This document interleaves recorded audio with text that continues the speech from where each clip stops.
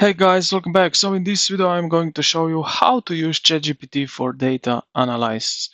So first what we need to do is open up, let's say, a new chat right here, like that.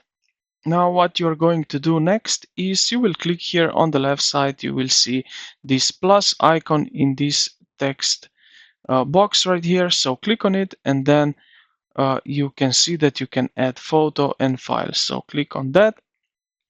Let's head over here where we have some files. I will select that one.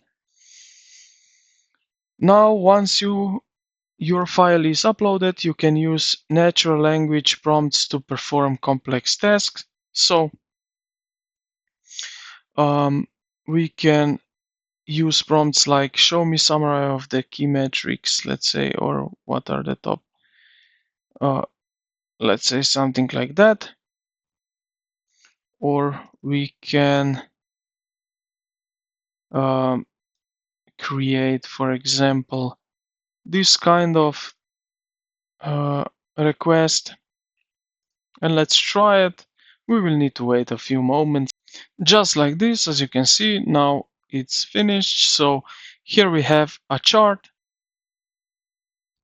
and then we have here some key summary, additional performance metrics. So we got this information from this CSV file that we have uploaded. Now, as you can see, we can download the chart, and if we want to go further, we can clean up those region labels, add percentages, turn this into a presentation or dashboard.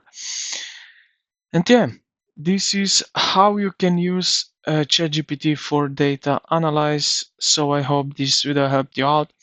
If it did, consider to like the video and subscribe to the channel. Thank you for watching, and I will see you in the next.